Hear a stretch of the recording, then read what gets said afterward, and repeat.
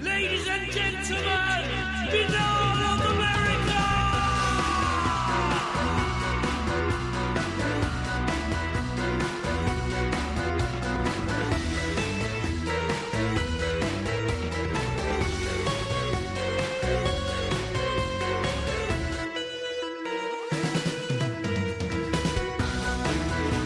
And now, ladies and gentlemen, Finale of America Audio with your host, Tim Banal.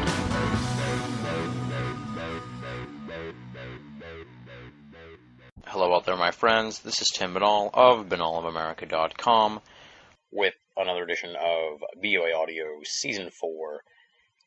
This week on the program, we have for you the middle of our three-part miniseries with esteemed ufologist Ann Druffel. We got lots of great feedback already on the first part, which covered the Tujunga Canyon contacts. If you missed that, you definitely want to go back and pick up part 1. But moving forward, over the course of the next 2 weeks, we're going to go in-depth on Ann's amazing book, Firestorm, Dr. James E. McDonald's Fight for UFO Science. As you'll hear when we get into the interview, I absolutely loved this book as a student of ufology's rich history and someone with an active interest in the personalities involved in the field of UFO studies. I was enthralled by this book, which covers the remarkable life and amazing contributions to ufology by renowned atmospheric physicist James E. McDonald. In this week's episode, we're going to dive right into Firestorm. First, we're going to find out how Ann ended up writing the story of James E. McDonald's UFO years. We're going to speculate on how ufology would look today if McDonald hadn't died in 1971. McDonald as leader of ufology in the late 1960s, how he bridged the gap between science and civilian UFO groups. We're going to talk about his visit to Project Blue Book in 1966 and how he ripped the lid off of what was really going on there, his contentious relationship with J. Allen Hynek, his view of the ETH as the least unsatisfactory hypothesis and what exactly that means, his trip to Australia and the subsequent political fallout of that visit, the 1968 congressional hearing on UFOs, Jim and Cora Lorenzen and the APRO organization, and the infamous Heflin photos, one of the more memorable UFO cases that McDonald examined. Plus, of course, tons and tons more, and that's just the first half of our discussion on Firestorm. We'll have a preview at the end of the program where we'll talk about the second half. In total, it's a richly detailed interview. We're going to be covering a wealth of major events in ufology's history, all of which were experienced and witnessed firsthand by Ann, and then re-experienced from McDonald's perspective when she wrote Firestorm. For those of you who are unfamiliar with Ann Druffel, let me give you a little bit of background on her. UFO researcher and author Ann Druffel dates her interest in the UFO question to 1945, when, as a schoolgirl, she viewed a bright yellowish object, very high in clear blue skies over Long Beach, California.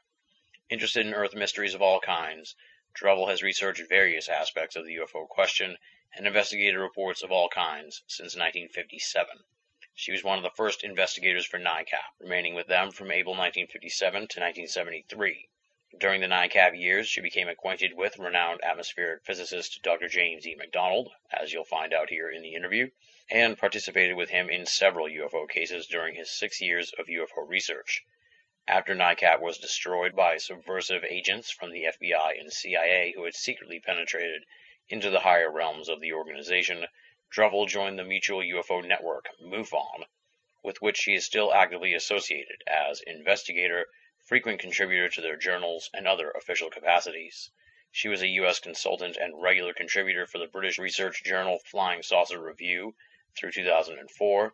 She has authored 6 books and numerous articles for newsstand magazines on UFOs and other Earth mysteries, and has contributed 190-plus articles and columns for top UFO journals in the field. Her website is www.anndruffel.com, ANNDRUFFEL.com.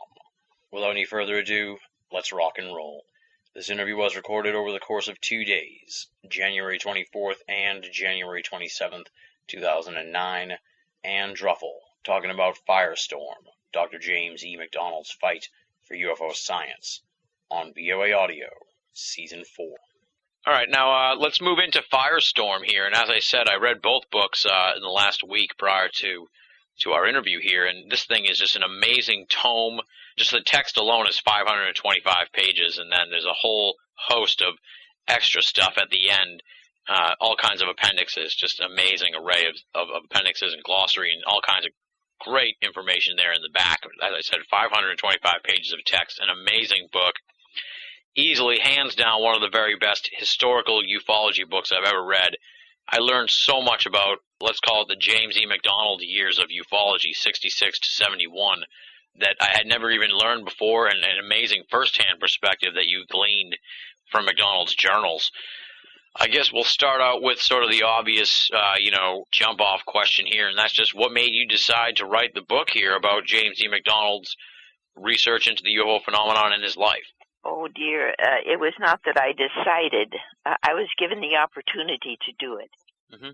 In the 1990s, I learned from Betsy McDonald, his widow, who lives in Arizona, Tucson, Arizona, that McDonald's UFO archives, his UFO files, had never been given to any university or any source where they were available. Yeah. And that the family had kept these hundreds and hundreds and hundreds of wonderfully investigated cases in what they called the UFO room, which was a little tiny part of their house, the UFO room, and they treasured them. They didn't understand them or read them or anything like that, because most of his family had no interest in his interest in UFOs.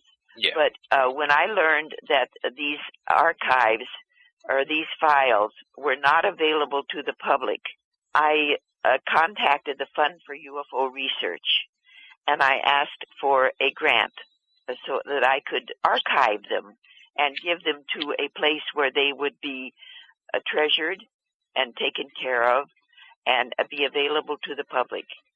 And it was Betsy that we became good friends. She's wonderful. It was Betsy who helped me contact a certain of McDonald's colleagues who were still academics in the Institution of Atmospheric Physics on the University of Arizona campus at Tucson. And I got numerous interviews with these colleagues, these scientists, and numerous interviews with Betsy, and it was wonderful. This was done while I was archiving the files for the Fund for UFO Research, and it was Betsy who and a couple of his colleagues too, who arranged to have them archived in the personal collection section of the library of the University of Arizona at Tucson. And so they are treasured there. They are treasured possibly almost as much as his scientific work was. Yeah, I was going to ask you that. If someone went to University of Arizona, they could look through all this kind of stuff now? Yes, they can. Wow. Yes, it's open to the public. Yeah. After reading the book, you make me... The curator is Roger Myers, Myers. Okay, yeah. After reading the book, you make me want to take the trip out to Arizona just to dive into this library of stuff there. So, I mean, you do an amazing job. I hope you can. So many people are going, and they're writing about McDonald and using his files for other things. And the UFO Hunters show, with Bill Burns and his team, they went to the archives, and they show the archives there, of his UFO files. Oh, wow. It's just amazing to see them on these shelf after shelf. Yeah, I'm going to have to look for that on UFO Hunters for sure, because that sounds awesome. Yeah, like I said, the book's amazing. It's just so amazingly well researched and detailed. I had read Firestorm first, and then I read the Tujunga Canyon Contacts, and then in the second book, Tujunga Canyon, you mentioned your love of footnotes, and having just read Firestorm, I couldn't help but chuckle about that, because the book is just amazingly rich with footnotes in the book. Well, you see, when you write a scientifically oriented book, you have to have footnotes. you can't just write nonfiction without telling where the information came from originally. Oh, yeah. This is the way scientists write. This is the way scientifically oriented researchers write. Mm-hmm. Mm-hmm. And that's, it's not that I love footnotes, but I think it's extremely important that the people know where the information came from originally. Oh, yeah, yeah. I wasn't trying to belittle you or anything like that. Okay. Oh, Tim, no. I just meant, having read all those footnotes for Firestorm, and then you mentioned the footnotes in this Huggy Canyon, I was like, oh my God, that's you and I are like psychically connected here on a few different areas through the books. And I got to give you props for bringing James E. McDonald back to light here in the UFO community, because the book really, I think, does an amazing job of testifying to his contribution to the field, and otherwise, I think, in a lot of cases, like I said about Ida Bell Epperson, major figures in the world of ufology are sometimes forgotten, but you've managed to bring James E. McDonald way back into the forefront of ufology history. So hats off to you. That's a big contribution, I think, in the overall scheme. If I hadn't done it, someone in the field certainly would have, because he was a most prestigious atmospheric physicist who had the courage to come out openly into the scientific community and say, look, here's a serious scientific question that is being badly neglected by science. The UFO phenomenon, what are they? Do they exist? He was a remarkable man. And you asked how I wrote the book. It was during the archiving of his files. I went, I think it was 8 times to Tucson to work on them, and we worked on them here too, of course. It was during that time that I think Betsy got enough trust in me as an objective researcher and writer. She asked me if I would be interested in writing about his UFO research, and that's how the book started. Yeah. Well, as I said, it's amazing. It's a must-have book for any serious student of ufology and UFO history. I thought I knew a lot about the history of ufology until I read this book, and then I realized that I have a lot more to learn, and I appreciate that so much. So let's sort of start looking at some of the finer points here of Firestorm. And the first one I want to bring up is a very early statement you make in the book, and I found it really ironic because in Stan Friedman's latest book, he makes almost an identical statement, and that is that if James E. McDonald had lived past 1971, that the world of ufology would be completely different than what it is today. And so I guess, and I sort of posed the same question to Stan when I interviewed him last month, that I'll pose to you now, and that's just sort of speculate a little bit on what you think the world of ufology would look like had James E. McDonald, lived a normal lifespan and continued out his research into UFOs. You see, from 66 to 71, when McDonald was open in the field, working with the scientific community and the civilian research UFO field, he made remarkable contributions. And because of his background in the military and in atmospheric physics, he knew very highly placed military people, very highly placed government officials, and he was able to reach those people and explain to them the information he was getting from his own personal investigation of UFOs, that the UFO phenomenon seemed to be a real phenomenon that was being badly neglected by science.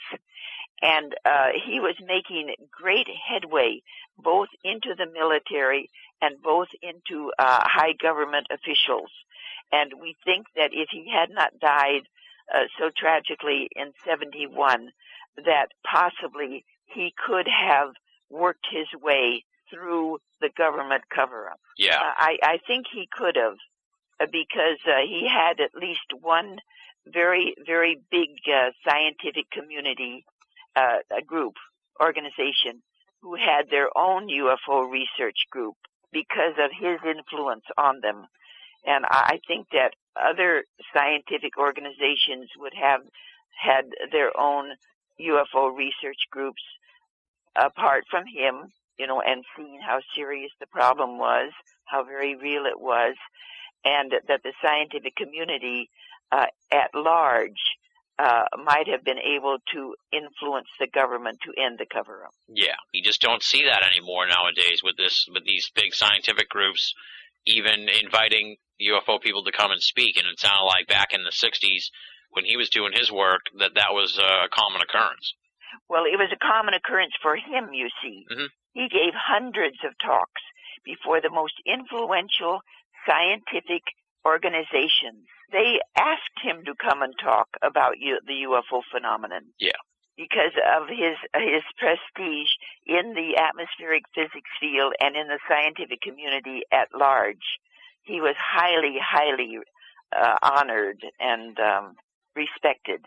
It wasn't that they asked many others, but he did bring about a congressional hearing. Yes. Helped bring about a congressional hearing. NICAP and McDonald put together an actual public congressional hearing on UFOs, and 6 prominent scientists all participated with 6 others, sending in other papers. Yeah. So this could have gone on if McDonald had not died so tragically. Yeah, it sounds like he was the critical bridge, like you said, between the scientific community and the civilian UFO research community. And when he was gone, that link was gone, and then the gulf began to expand between the two, social structures. Exactly. The gulf opened up again. The gulf was there, and then McDonald entered the field, and as you say, a bridge was formed. Then he died, and the bridge collapsed.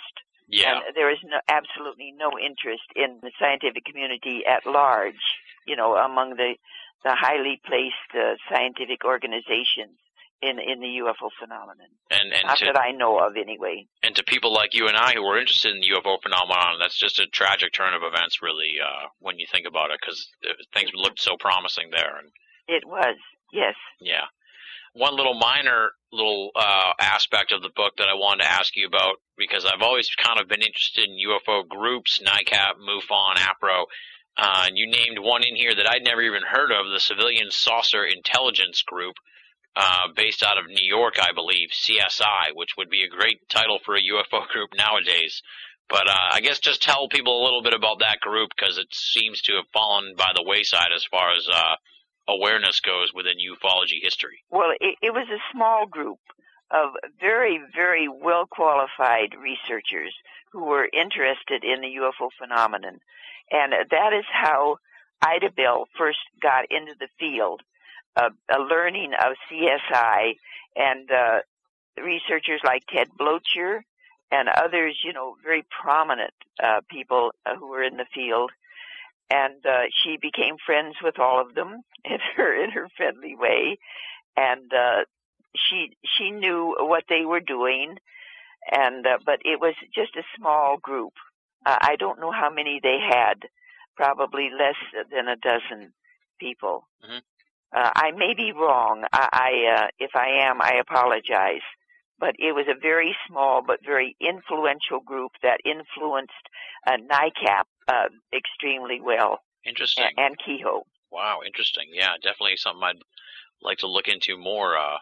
Sort of a forgotten history there a little bit about that sort of influence. Very interesting. Yes. As you establish in the book, McDonald sort of had been looking at the UFO phenomenon for about 8 years before he entered into the more public role looking at UFOs in 1966. Yes. Okay, I just want to make sure I get my facts straight as I get into the question here. And so we'll sort of dive in with that part first. And before he sort of went public with his UFO investigations, he had taken sort of a more under-the-radar approach, but was definitely looking into a lot of UFO cases in the Arizona area from around where he lived. I found it kind of interesting that he was under the impression that he was just going to take the summer of '66 to look into the UFO phenomenon, and that he thought or hoped that by the end of the summer he'd be able to convince the scientific establishment that it was important to look at UFOs. So many people, it seems, get into the UFO phenomenon the same way, where they think they'll wrap it up within a few weeks or a few months, and then it turns out, they've spent a lifetime looking at UFOs. Yeah. I guess just talk a little bit about that. Well, McDonald was the kind of mind that whenever there was a question, a scientific question come to him, he would take the time to explore it. And usually it only took one year, maybe a few months to explore it. And he would write papers published in the most prestigious scientific journals, and that would be it. And then he'd go on to the next question, you see, the next question in the atmospheric physics. Mm-hmm. And then when he came upon the question of the UFO phenomenon, he regarded it as a problem or a question of atmospheric physics. And that's why he thought that he would take, one summer off, was it? One summer mm-hmm. off to explore it. And, or maybe a year. He discovered that it wasn't that simple. Exactly, yeah.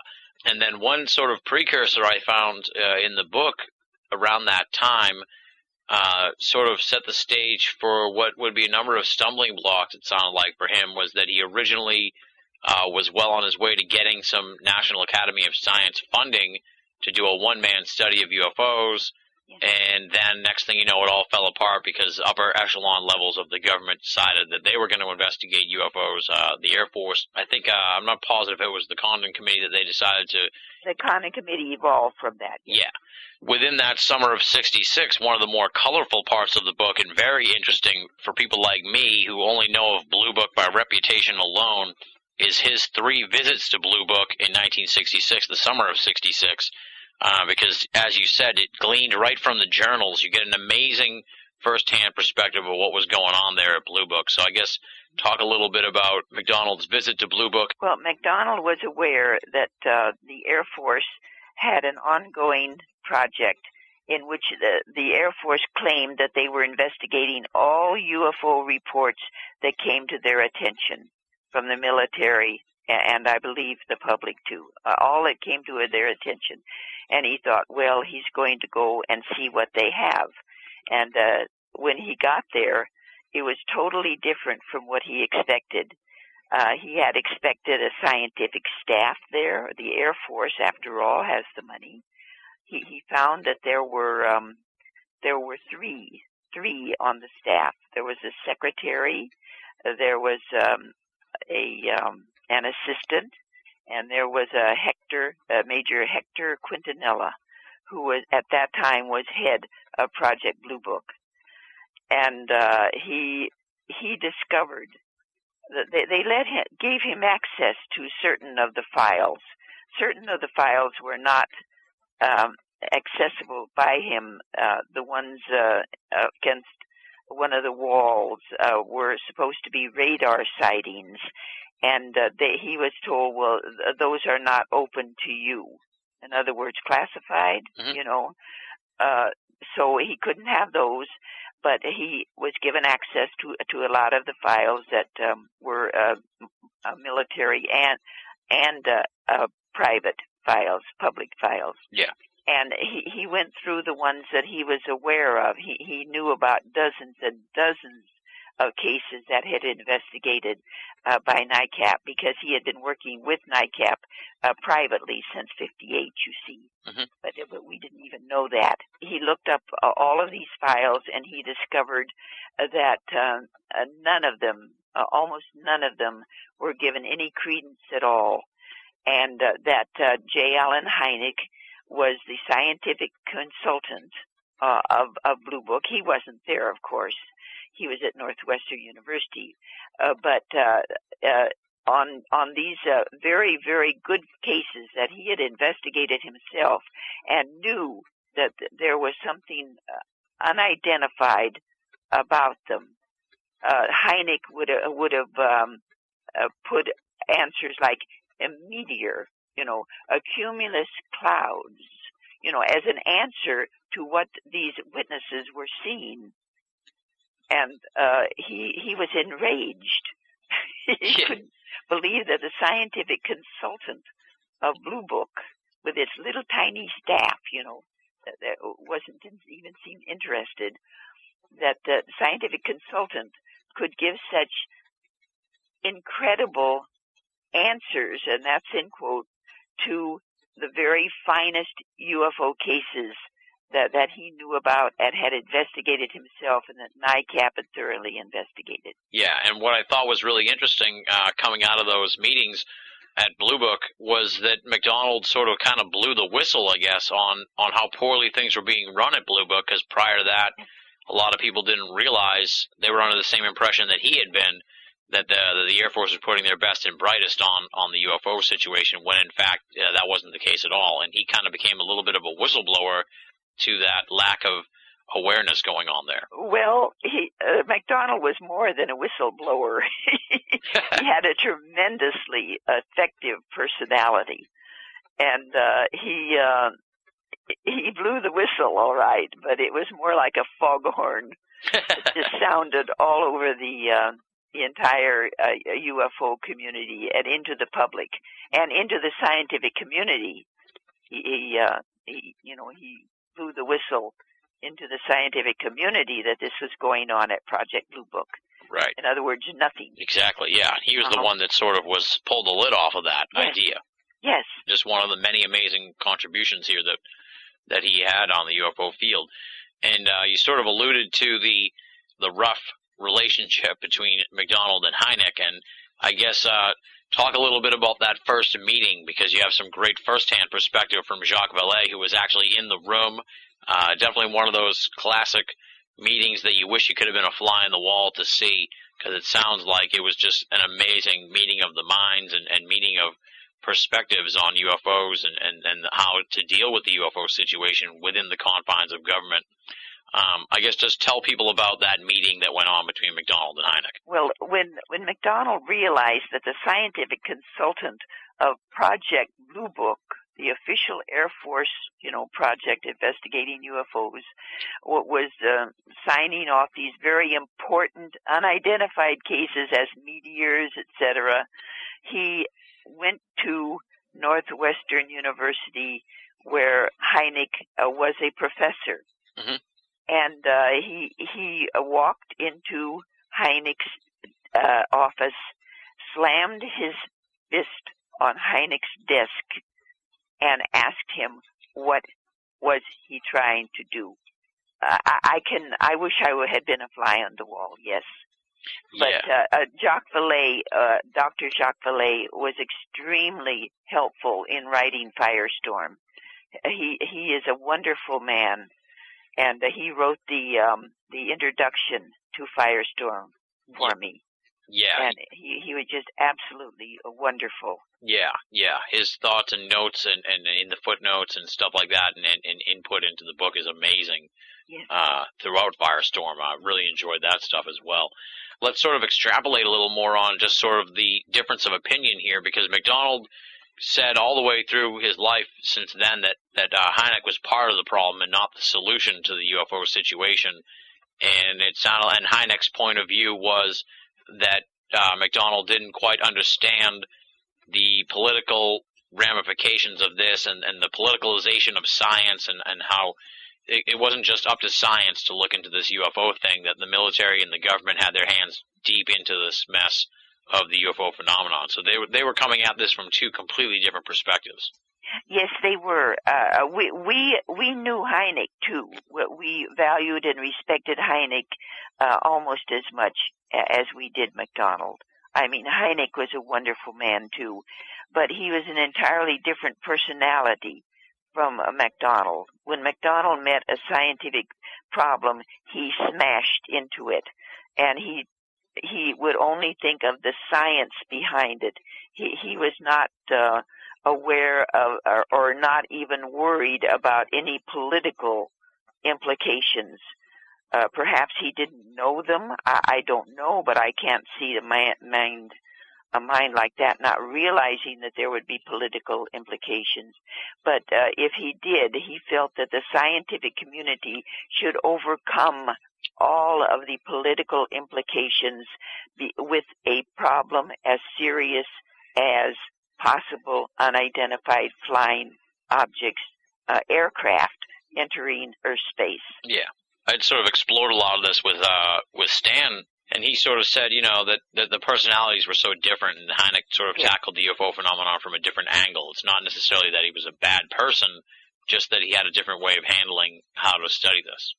Oh, he was a fine person. He was wonderful, but he had an entirely different personality, and also he part of Hynek's problems were that he actually needed the money that he made as a consultant to help put his children through college, and this is why he had accepted the job. And then he realized that he couldn't be an objective scientist, that he had to go along with what the government wanted him to do. And he did this because he essentially needed the money, which sounds horrible, but I can understand that. But in the meantime, you see, he got, I think, hundreds of cases from Project Blue Book and got them into his own home, you see. Yeah. And so he did get the collection of Project Blue Book cases that are available now to researchers and the public. So he did that, and I'm sure that wasn't with with the grace of the government saying, "Oh yeah, you could do that." Yeah, that's no small task. That's for sure. Yeah, they're both just part of the tapestry of this UFO history. I think that it's interesting to look back on how things developed and how these different personalities clashed and stuff like that. Yes, and that McDonald tried to work with Hynek, but he found it impossible. The conflict of the two different kinds of personalities, it couldn't be handled. One recurring note in Firestorm that kept coming up, especially when things got particularly spicy or interesting, was this case of the missing small notebooks. McDonald would have in his journal, he'd take vigorous notes about certain events and certain meetings and stuff, and then at certain points it would say, "See small notebook," and all of these small notebooks, we still don't know where they are or anything like that. What's any status update on the small notebooks, and tell people about the enigma of the small notebooks so they know what we're talking about. In his journals, he wrote things that he could talk about, that were not classified or secret. But every once in a while, when he would give a talk at a military base or someplace where he was given classified information on a sighting by someone that didn't want their name used because, they could lose their jobs or maybe even more. I think this is what he would say, why he would say that. Because when he would put these little parentheses, see small notebook, or he also sometimes said with the parentheses, see pocket notebook, which are basically the same, I think. It was always in regard to a visit he had made at a military area or some other place where he might have come across classified material. And that is why he did not write it in the general journal.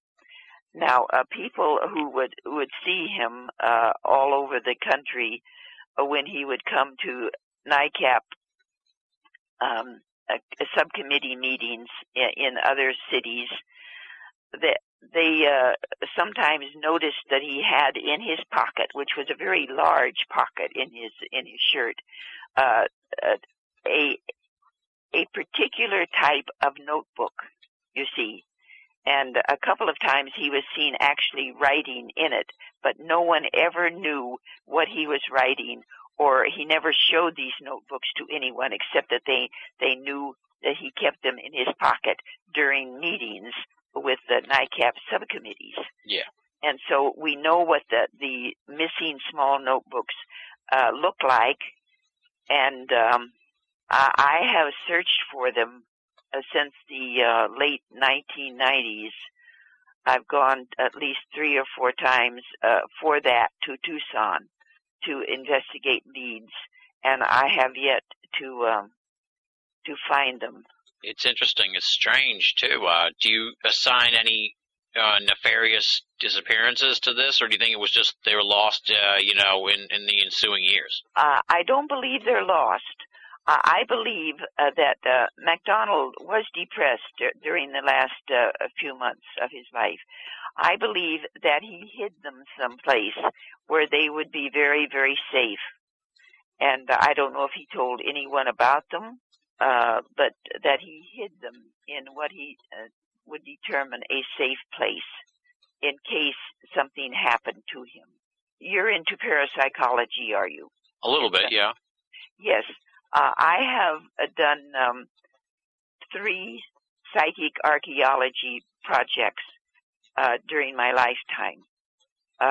It's called intuitive criminology, psychic archaeology. It's a scientific process, but until you prove what the psychics are telling you about where a certain thing can be found, it can't be science until it's verified if you find what you're looking for through what we call the psychic respondents. And so are you saying you've tried that process? I am still using that. I have been using that for several years, and I have a clue, another clue as to where they might be, 2 clues, but I haven't been able to get to Tucson for a year or so. Wow. And the next time I go there, I'm going to scout those 2 things out. Awesome. Yeah, that's fascinating. Maybe a remote viewer or something could help out, or I think that's probably kind of the same realm of research that you're talking about. It's the same thing. Scientifically oriented psychic archaeology is basically remote viewing. Yeah. But it's by talented psychics who have proven themselves over the years as being, verifiable at least 85% of the time. That's about as much as a psychic can be verified. And I think the same thing is with remote viewing. Okay, yeah. Well, keep us posted on that if those small notebooks turn up, because I think that would be... Oh, I will. Just, there'll have to be a Firestorm 2 or a reissue of the book with all this extra material added in, because it does sound like there was a lot of information there in those small notebooks. And like I said, just kept coming up throughout the book, see small notebook, and it was a very interesting sort of attribute, I guess you could say, to the way he put together his research. Yes. You note here in the book how when he first sort of got into ufology in the public realm, and just to sort of quote you here, you say, without any formal announcement, they being the world of ufology, considered him their leader because of his ability to bridge, like we said, science and ufology, and his confidence in the ability to get the scientific establishment to look at UFOs. Yes. It seems like in the ensuing years since his death, ufology's kind of been without a leader in a lot of ways. It doesn't really seem to have anyone central to the field that it could get behind, except maybe Stan Friedman, but then a lot of Stan's stuff is, debated heavily in the world of ufology, so it's hard for the entire field to get behind him. But it seems like ufology needs that leader. Well, there are leaders like Stan, yes. Yes, I have high respect for Stan Friedman. But there's Jacques Vallée, but Jacques Vallée does not keep in the field, you see. He enters for 2 years, then he leaves, then he enters again. And, if he would only stay, I think he could possibly be someone like McDonald. But I don't think we could ever find another McDonald. Well, I would hope that maybe someday another one will appear. Yes. Yes, that's the hope, of course, that ufology does find that bridge again and sort of can do some work here to close that gulf. Now, may I add something about psychic archaeology? Sure. If any of your listeners are interested in the fact that this is a scientific process, they might go into Stephen A. Schwartz website. I don't quite know what it is, but he was the head of the Mobius Society. Okay. Have them Google Mobius Society, and they'll go into Stephen Schwartz's website. And the Mobius Society did remarkable psychic archaeology work. and Stephen wrote at least one book called the Alexandria Project, in which he describes the process. People should check out. We're able to find through respondents, psychic respondents. Yeah, I just pulled it up here on my computer, StephenASchwartz.com. That's probably a good gateway to get to that, StephanASchwartz.com. Write it down, folks, and check that out for sure. Yes, if they want to know more about psychic archaeology. Mm-hmm. We sort of touched on this earlier in the interview when we were talking about your take on ufology and the ETH theory, and when we were discussing the Tujunga Canyon Chronicles. Tujunga Canyon Contacts. I don't know why I keep messing up the name there, but and that was that McDonald's hypothesis surrounding UFOs, after carefully weighing all of the different theories behind what the UFO phenomenon was that the ETH was the least unsatisfactory hypothesis. Yes. And you point out in the book, saying that even today, McDonald's way of phrasing it is not well understood by people who look at it after the fact, and they sort of confuse what he's trying to say there. So I guess clarify what he was saying here with ETH as the least unsatisfactory hypothesis, because I really like the way he phrased it. I might steal it and start using it as my way of describing it, too, because it does make sense. Well, that was Jim McDonald's way of describing it at first, the least unsatisfactory hypothesis. As he went into the field more, it became a very mild hypothesis. that he presents a very mild hypothesis that these things may be extraterrestrial craft, but very, very mild. Yeah. Like he's canceled out all the other ones, so that's the only one that's left. Yes, he canceled out all the other ones. Yes, he did. And this was the one that was left.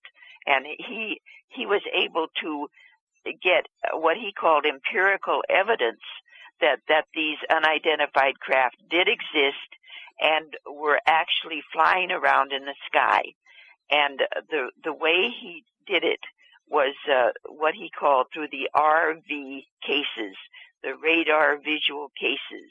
And these were cases that he got from the then unclassified cases from Project Blue Book after Project Blue Book closed. Mm-hmm. In other words, where the object in the sky performing maneuvers that our aircraft possibly could not do, caught on radar by pilots in the sky.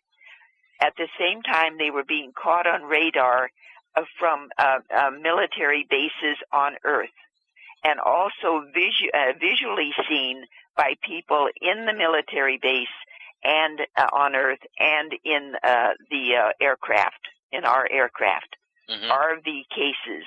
And these he considered empirical evidence, which is this very next thing to scientific proof. Yeah. Never got scientific proof, but he did receive empirical evidence toward the end of his life about the existence of UFOs. Yeah, yeah. And I should point out, too, that in Firestorm, we're not going to touch on too many of them, if any at all, really, but the book is filled with amazing UFO cases. Some of the very best UFO cases that there are, he investigated, and you do an amazing job of detailing those investigations in the book. So folks should check that out if they want to get, the skinny on the best cases that are out there. They're in there in Firestorm for sure, and that's something that a lot of people have pointed out about James McDonald's work, is just that he really found some of the very best cases that we still hold on to here in the UFO field. Well, he found some of them, and we referred him to some of them. Yeah. So he combined with the civilian research field like no other scientist ever had before. No, very, very prominent scientist like he was. He worked with the scientific community and the civilian research field. One of a kind. That's what it sounds like. Definitely one of a kind. Yes. Me and my roommates have we're starting an internet website. Oh, cool. What is it? I'll give you the virtual experience, okay? How's that? You're listening to Banal of America Audio. Well, if you want to contact me, I don't have a cell. right now because of payment complications. But, I mean, you can email me at the webpage. I check it. Yeah. You point out a very interesting fact here that was almost certainly lost in history until you put together the book, and that is about his first public talk on UFOs is at the AMS in D.C.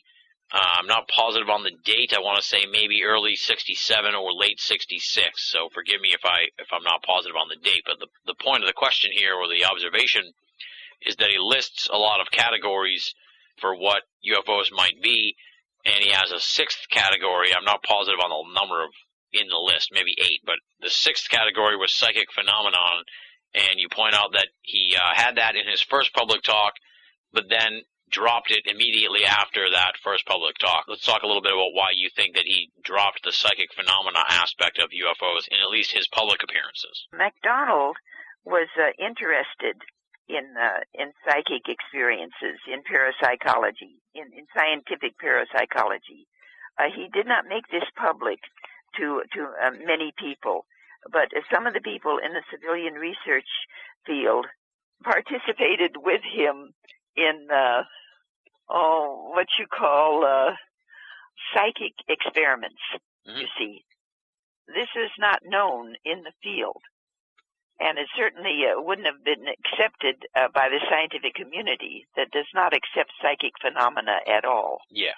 But we know of his interest in parapsychology. It was not intense, but he was interested in almost everything, you see. I learned that from some of his colleagues who gave me interviews. When he presented that first, it did not go well with the scientific people at that talk. And so he dropped it. He dropped it because psychic phenomena are not scientifically proven, as physical phenomena are scientifically proven. And do you think that he dropped it from his presentations and stuff because just sort of that whole thing that it was hard enough trying to convince the scientific community to look at UFOs, but then when you add in the whole psychic part, it's an additional challenge to really to get this across to the scientists and shape what they're looking at? Well, he might have, I'm sure he dropped it for that reason, but he might have, in his own mind, decided that no, we can't investigate a psychic aspect of UFOs because you cannot investigate them in a scientific manner, you see. Yeah. And he may have dropped it as a hypothesis that was not acceptable to him. And as you may notice here, as we're going through the book, I'm going chronologically throughout the book, so we'll sort of get to the next point in the McDonald years that I found really interesting and fun to read was his Australia-New Zealand trip. And just a real great look at sort of how intense of an investigator he was. I mean, he talked with so many people in Australia about the UFO phenomenon, all these different groups, and just did an amazing amount of investigation during a short visit to Australia. I mean, this guy sounded tireless from the description of just how much work he got done while in Australia.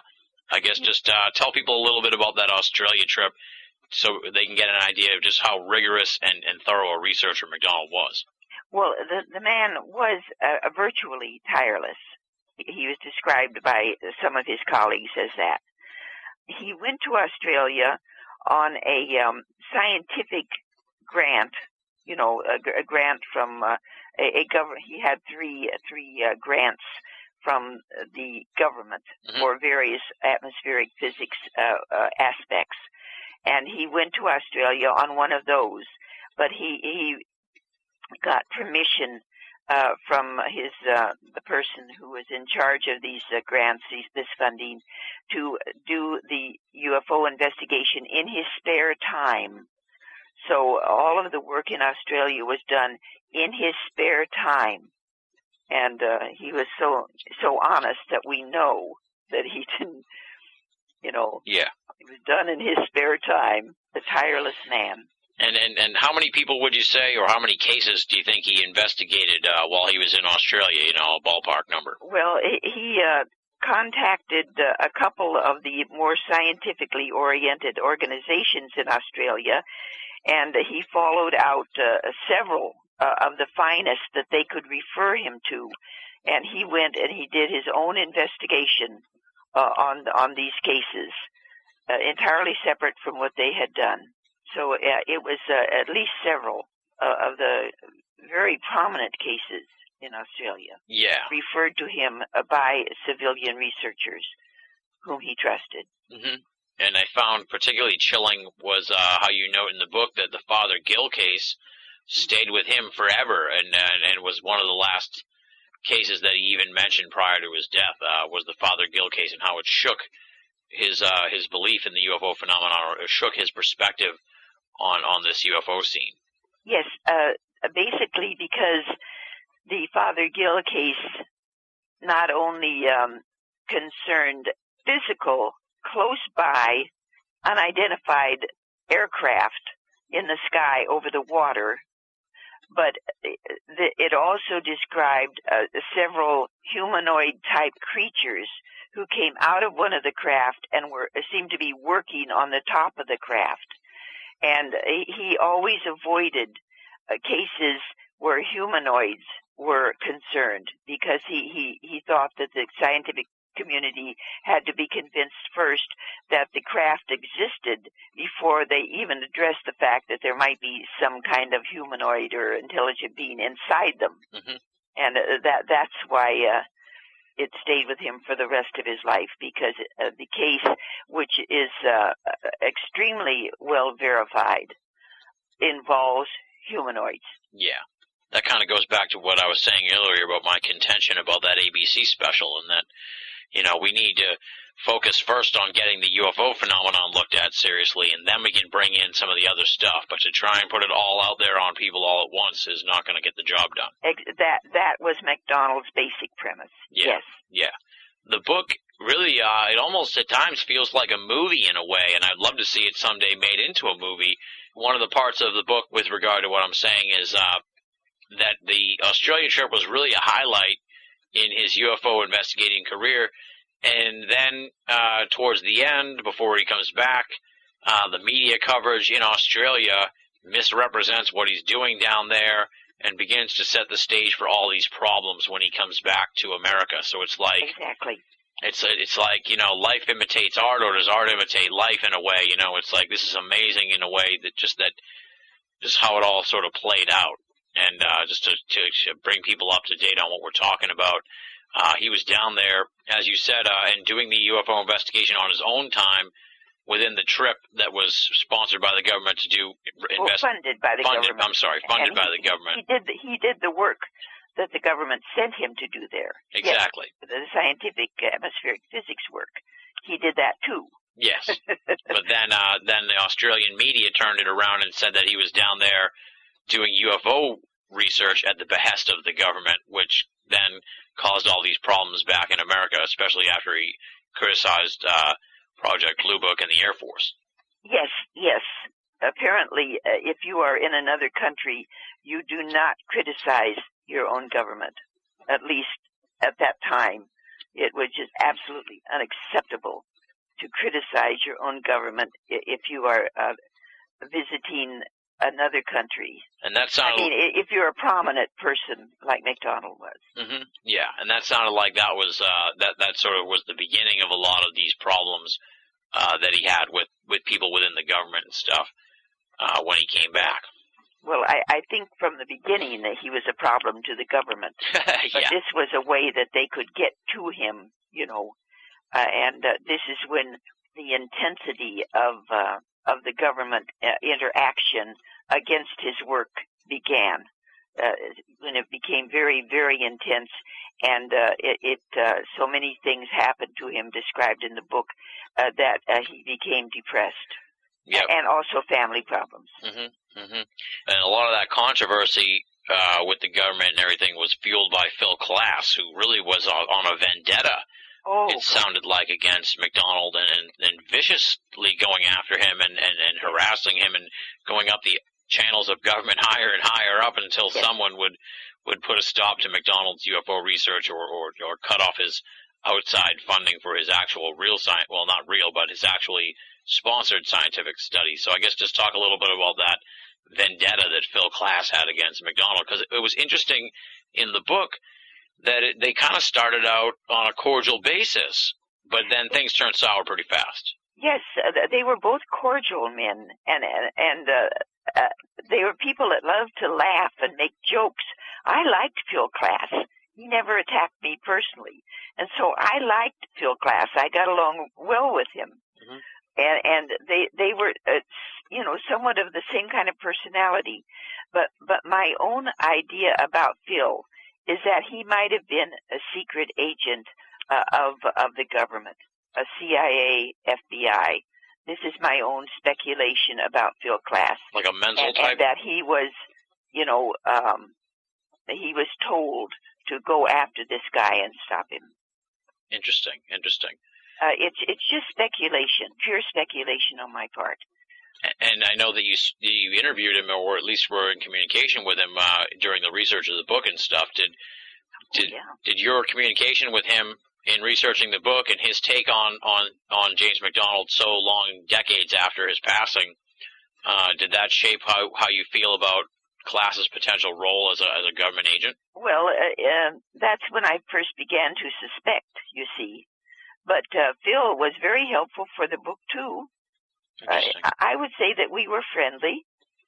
There aren't many people in the UFO research field who will say that they were friendly with Phil Klass.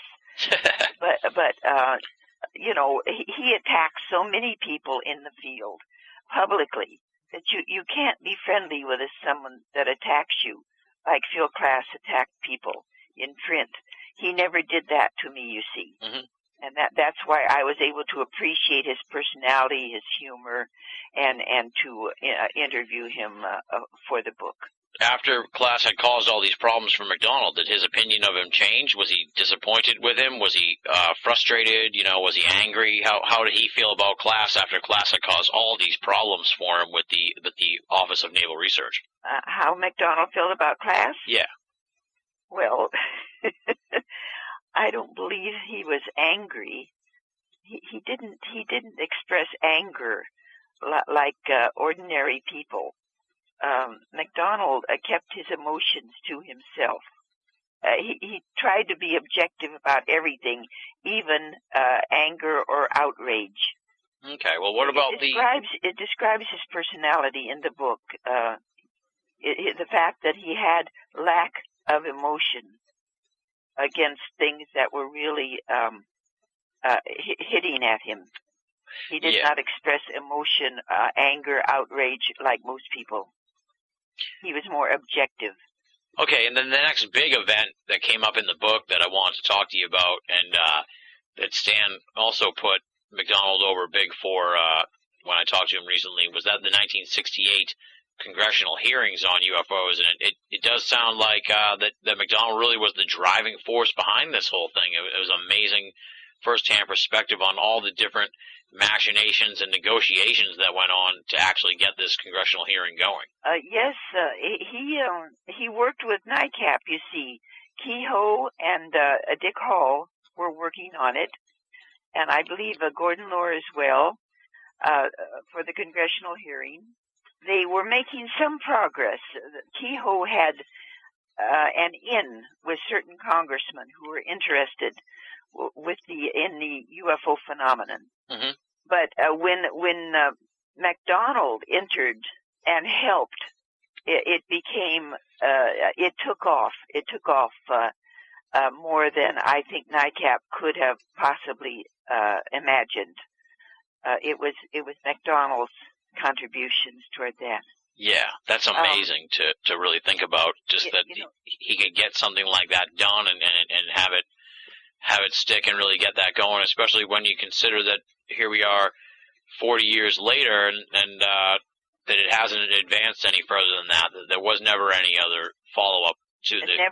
Never was a follow up. No. And McDonald tried to get the follow up. He was told, well, the election is coming up, and we can't get into that anymore. So I think possibly the congressmen were told by the government, don't do this anymore. Yeah, and that sort of brings me into a point here that Valet had said to you that he thought the hearings were just a means for the people in the UFO community to blow off steam, and that nothing was really going to come out of it. And he'd actually left the U.S. in disgust over the impending Condon report. Fascinating stuff there from Valet in the book. I just want to ask you, in retrospect here, 40 years later, what do you think of those congressional hearings? Do you think they were just a sort of another layer of the PR front by the government to pretend like they were doing something about UFOs, or was it a serious effort that got derailed, by upper echelons? Well, I think it was a very serious effort on the part of the Congress and the congressmen who participated. It was a serious effort on the scientists who gave a testimony. But it's possible that the government just let it happen to see how the public would perceive it. And when they saw that possibly it was making an impression on the public, then the government cut off further hearings. Yeah. That's how I would speculate or mildly hypothesize that. Okay. Less about the players and about McDonald, but just more about, because I know you were in the field at the time and you knew all the players and everything, and you were kind of had your finger on the pulse, I presume, of the field of ufology. So I just sort of want to know what the mood was like amongst all of you guys in UFO studies as the hearings were progressing and, as they were coming together and when they happened. Were you guys hopeful? Were you thinking that this was it? This was the big breakthrough? Or were you already getting kind of cynical that it wasn't going to happen? Or, what were you all thinking when Congress finally decided to have some hearings on UFOs? Well, you see, the hearings that took place over a period of one day. You see, they were not extended hearings. At least I think it was one day. Yeah, so the hearing on UFOs. Yes. And we were, the whole UFO research field was absolutely enthralled and delighted and hopeful, because this was something that we had been trying to do for years. NICAP had been trying to do for years, National Investigations Committee on Aerial Phenomena, to which we all belonged. And then when McDonald came and he was able to get directly into the congressmen who were most interested in UFOs and in a hearing, he helped NICAP actually get in touch with the congressman and to set up the hearing. You can't imagine the delight we felt. And also McDonald's delight in his journal. He indicates that he hopes that this is the beginning of something very, very important. Definitely, yeah. And in the book, too, you can really kind of sense how instrumental he was in getting the hearing going. Just you just document so much of the legwork involved in what he was doing, so many different people that he was meeting with, and sort of all these different meetings and plans that he was organizing around the hearing. It's amazing. Yes. First-hand perspective on how that whole thing came together. Yes. I think that people should know, of course, that it was Donald E. Kehoe, who was the director of NICAP, who had instigated these possible hearings. Yeah. And that McDonald came in and helped. Yeah, as you point out in the book, Kehoe had been trying to do that since like the early 60s. Yes. Kehoe and NICAP deserve equal credit. Okay. And now, just sort of off of that, this is something that sort of just popped into my head, but I want to ask you about because they only make a few brief appearances in the book, and that was APRO. Did you work much with APRO? Did you have much of a contact or affiliation with APRO while you were involved in the NICAP organization in Southern California? I've kind of heard stories about how, there wasn't an overt disputes between the two groups, but sort of a difference of opinion on how to handle certain aspects of the UFO phenomenon. And I do know that APRO's a little closer to you geographically. I think they were based in Arizona or New Mexico. I'm not positive which state. Arizona. Okay. So I was just wondering if you had, if you dealt with Jamin Coral Lorenzen and all and stuff like that, because those two folks are also kind of people that we've been talking about here throughout the course of our interview of, much like Ida Bell Epperson and D. Scott Rogo, instrumental and key figures in the field of esoterica that are kind of only mentioned in passing nowadays. And not too many people really know the full story of Jamin Coral Lorenzen, other than, all these different parts of the ufology world that they influenced and had a part in. Now, Ida Bell Epperson and a lot of the people, a lot of the researchers in this area, including myself, were members of APRO. Mm-hmm.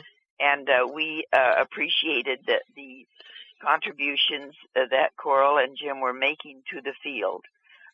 They were slightly different from NICAP, however, because the Lorenzens felt that a lot of the humanoid cases were worthy of intense study, you see. And these were humanoid cases in which the human witnesses would come upon possibly a landed craft with these strange little aliens in the area. But when the aliens perceived that they were being seen by humans, they would get back into the craft and take off.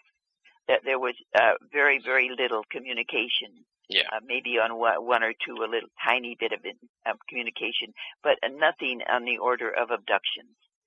But the fact that the Lorenzens accepted some of these humanoid cases was against NICAP's principles.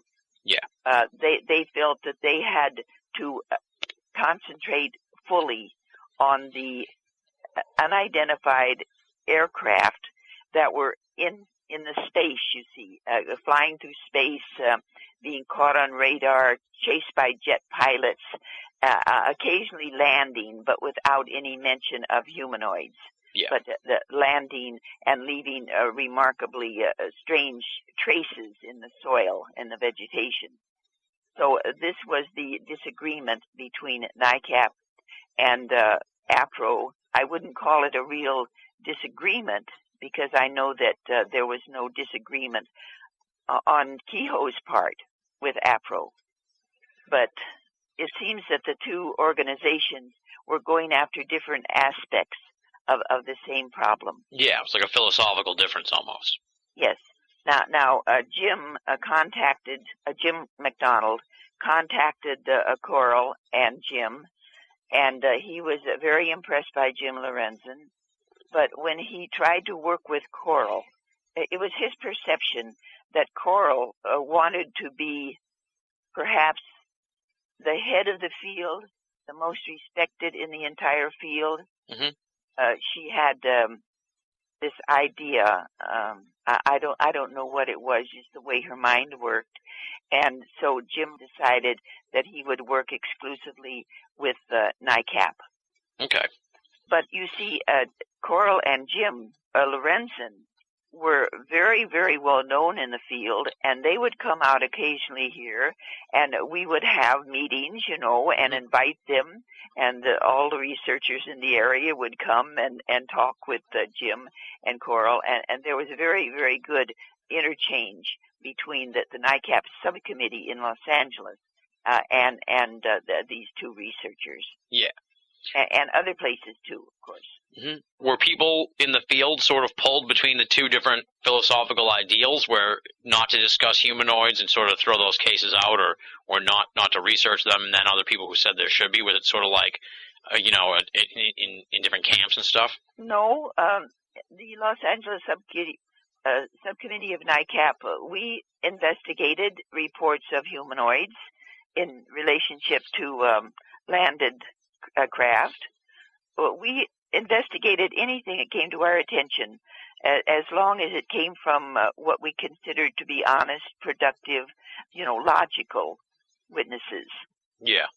It's interesting in a way when you think about it, those two different philosophical points, because nowadays, as we were kind of talking about earlier, with the ETH being so firmly connected with the abduction scenario, that humanoids and UFOs are very, very much interconnected, at least in the public's minds now, despite how way back then there was this sort of debate over it.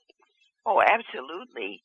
I don't know if you would call it a debate on the part of NICAP.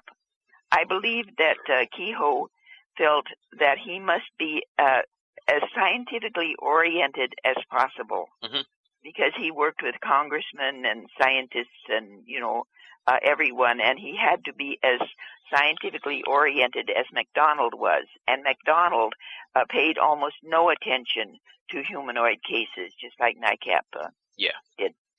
It's really it's very interesting to think about how different things were. Even though when you look at the big picture, we still don't know the answer to these things, what UFOs are. It's amazing when you think about how 40 years ago there were all these questions involved with the UFO phenomenon and these sort of debates and stuff that in some ways have not necessarily been settled or straightened out, but they're not the big philosophical debates anymore.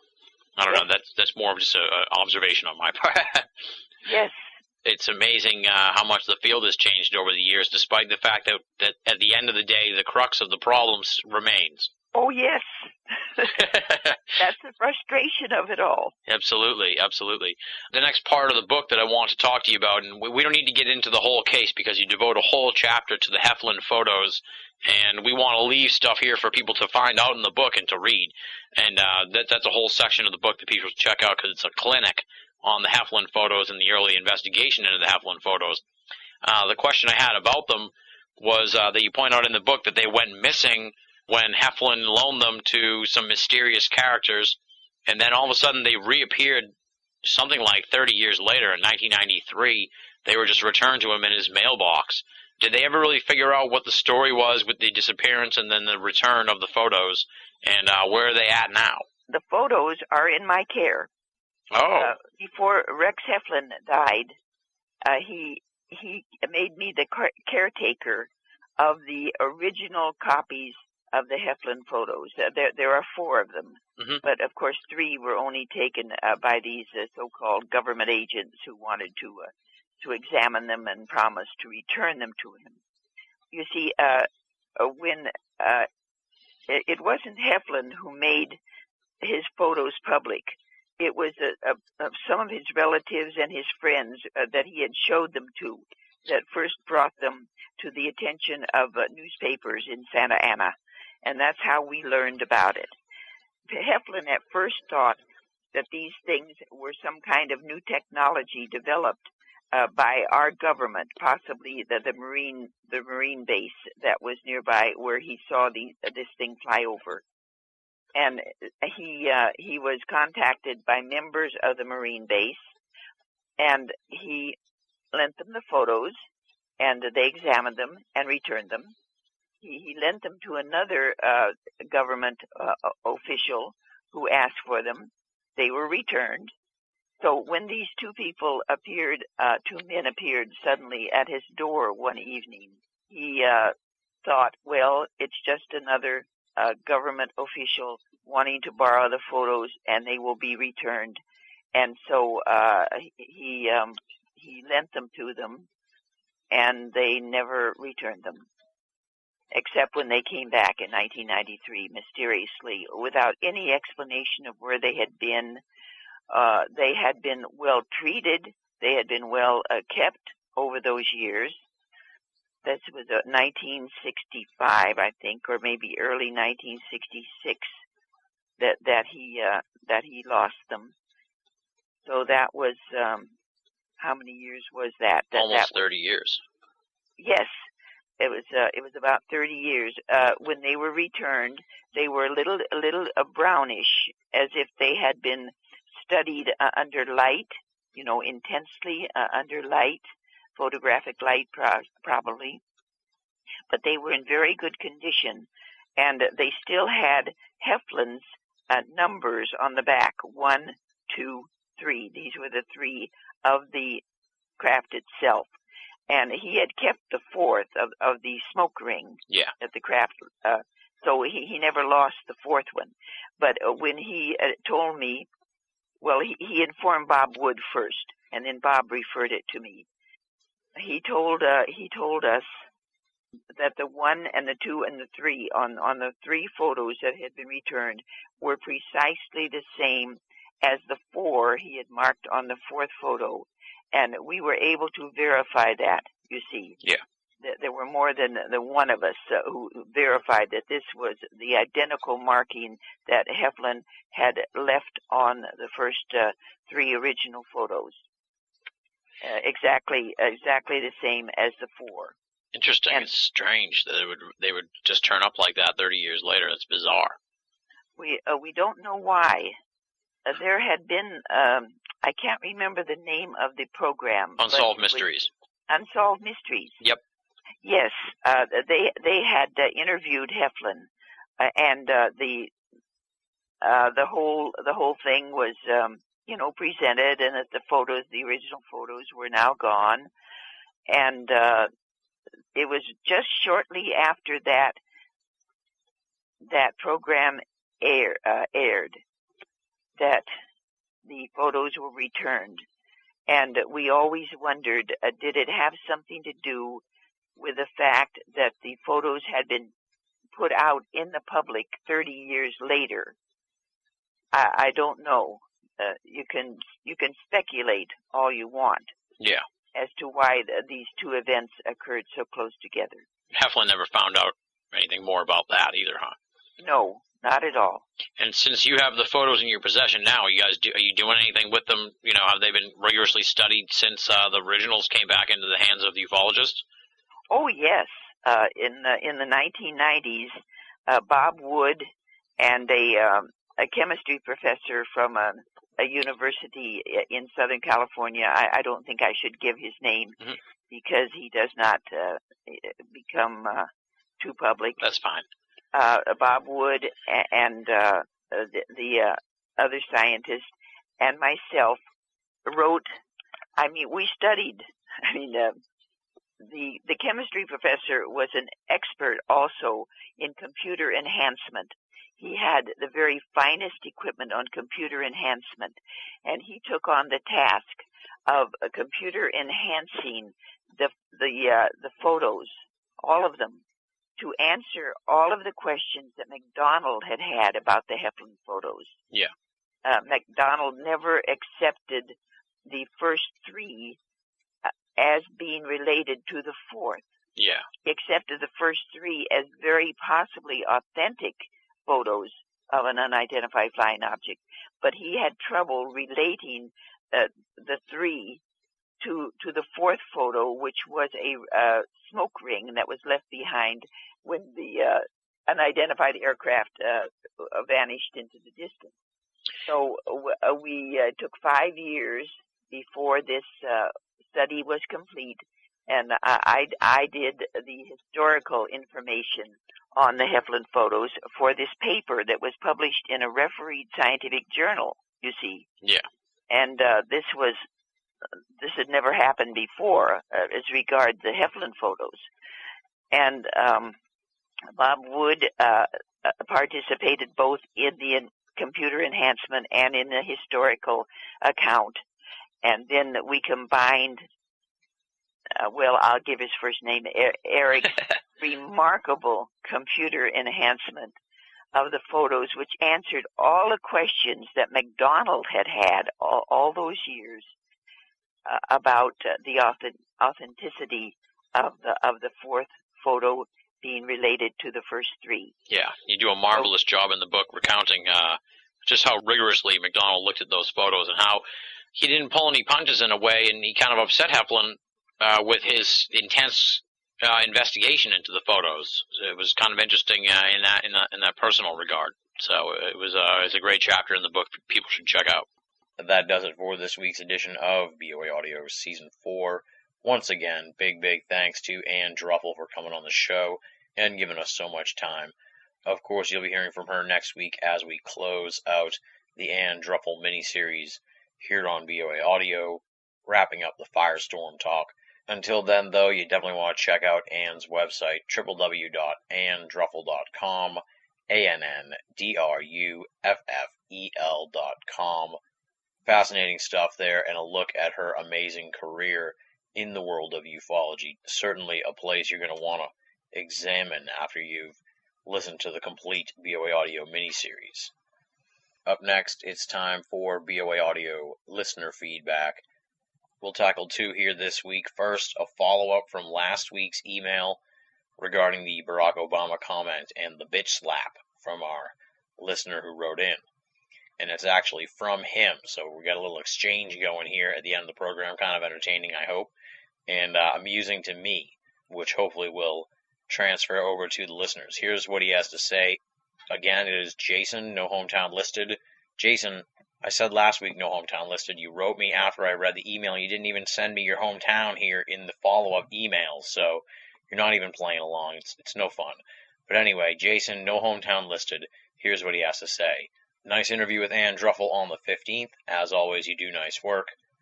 I was, however, surprised to hear you read my email, because I kind of jumped on you for a brief, throwaway political comment you made. I didn't mean to bitch slap you, your words, not mine, but I spent a lot of time in the newspaper industry, where political opinions shouldn't, but unfortunately do, make their way into reports, so I'm pretty sensitive about those things. I guess this email is a vague apology. I still think I'm right in the grand scheme of listenerhood, but it's your show. I'll still listen unless you start promoting amnesty for the Greys. Come on, they probe butts. Signed, Jason. No hometown listed. Jason, send us that hometown. I'm obsessive compulsive, and not knowing your hometown now is going to be sitting in my ear like a bug until we straighten that out. But anyway, I wrote Jason back right away after this and had a good laugh with him because, he doesn't have to apologize. I was apologizing, and I used the term bitch slap just to sort of lighten the mood a little bit. As he said, it was just a brief throwaway comment. I didn't think it was that big a deal. He didn't either. But as I pointed out to Jason when I wrote him back, I don't want this segment of the show just to be fluff emails from people who are complimenting the program. Believe me, I appreciate those. Those are awesome, and I love getting them, and we do get a ton of those. But I don't want to read them all the time at the end of the show, because then people aren't even going to listen to this segment, because they're just going to think that it's positive emails. What's the point? I want to put some thought-provoking stuff in here at the end of the show. That's what it is, listener feedback. It's not listener fluff. So I appreciate that Jason wrote to me, and I have a lot of respect for him that he did. It's an I'm sorry, no I'm sorry email exchange. Jason, no hometown listed. No big deal. Don't worry about it, buddy. I wasn't mad at you. I was in the wrong there. We're all good. Thanks for sticking around the program. I have no plans to endorse amnesty for the Greys as of yet, but we'll see what happens maybe when they land. I may pull a Kent Brockman and immediately sell out to the Greys, Up next is one of our favorite groups of listeners, the international listeners, and it's from Paul Kimball Country, Nova Scotia, Canada. A very amusing email to me. I may be completely wrong in why it's amusing, but I'll let you know what's going on here, and you can judge for yourself. Pretty simple one. Hey, Tim, I love your shows. Keep up the great job, and you really need to get Major Sergeant Robert O'Dean, David, in Nova Scotia, Canada. And then after that, listed 4 times in yellow font under the signature is Retired Command Sergeant Major Robert O'Dean. But when I got the email, of course, it was on a white background, so I couldn't really see what it was, and then I highlighted it and saw that apparently he had put Retired Command Sergeant Major Robert O'Dean 4 times afterwards in yellow font. My theory is this is some kind of subliminal message or attempt to subliminally influenced me to have Sergeant Major Robert O'Dean on the program, and that's why it amused me. David, if that was your secret plan, subliminal messages, it didn't work on me. I sidestepped your wily plan. I highlighted the text and saw what it said.